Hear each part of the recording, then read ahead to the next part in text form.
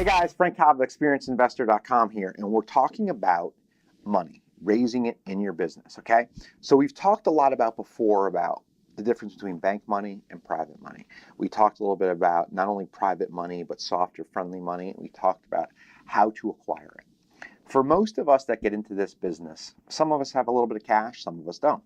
I don't know what your situation is, but either way, it doesn't matter.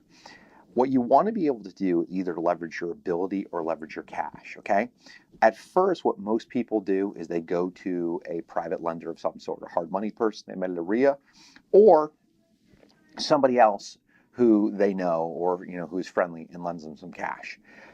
The upside of it is it's quick, it's immediate, and it works. The downside of it is it's usually more expensive. Now we talked, the really expensive stuff is hard money. Soft money is a little bit less expensive. And then usually bank money is cheaper. So what we're going to talk about now is how to actually appeal to a bank, okay? So if you're going to appeal to a bank, it's very, very, very different than appealing to a private person, okay? With a private person, you don't physically qualify. The property does.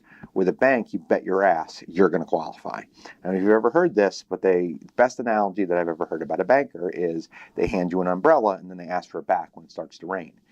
There's some truth to that, okay?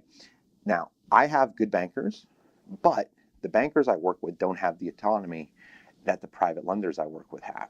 So they have to report back to a board and they have managers, and it's a bank's responsibility to really make sure they run things in a way that they're going to get their money back. So it's really important for them to put you through your paces up front. You need to have a certain credit score. You need to have certain income. You need to have certain, gross coverage. So if you're going to borrow 100 grand, you need to have at least a certain amount of money in the bank so they feel comfortable with that. And they're going to ask a lot of those questions. On the private side, they don't ask nearly as many. Okay, so those are kind of the major differences. What I recommend, and most of the people who I know that go from hobbyist to pro, is that we use both types of money. For me, the soft money is just there. It's fast, it's quick, it's painless, it's immediate. And I can get it, like I told you before, in a matter of minutes. I can get it literally in a day or two. So that's cool. Banks don't act that fast. But bank money is inexpensive, and it's better for longer term investments, and it's better as you kind of graduate through your arc, okay? So let's talk about how you can make yourself look appealing to a bank. We talked a little bit about you have to have income. You have to have good credit. You also have to have, they want to look for what's called a personal financial statement. Now, that personal financial statement is going to show your assets. It's going to show your liabilities. It's going to kind of give a report card to the bank of what it is that you have on paper.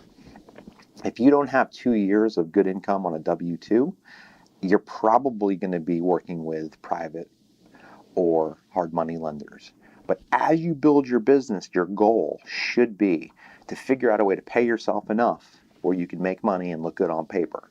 And you can be attractive to a bank. Because if you become attractive to a bank, it's really good for long-term wealth building, and it's good for your short-term business as well. And next time what we're going to do is dig a little bit deeper into how to approach, talk to, target, and find the right banks. All right, guys, we'll see you soon.